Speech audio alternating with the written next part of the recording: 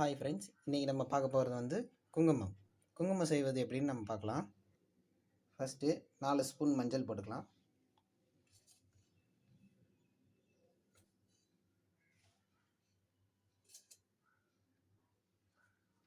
அடுத்தது சுண்ணாம்பு போட போகிறோம்.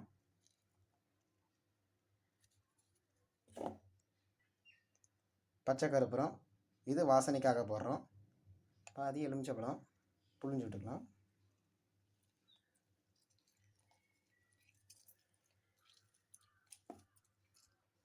இப்போ இதை அரைச்சி எடுத்துக்கலாம். பார்த்துக்கோங்க.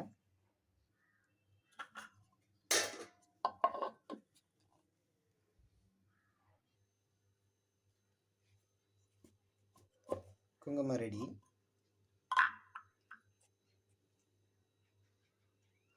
உங்களுக்கு இன்னும் கலர்லெஸ் வேணும்னா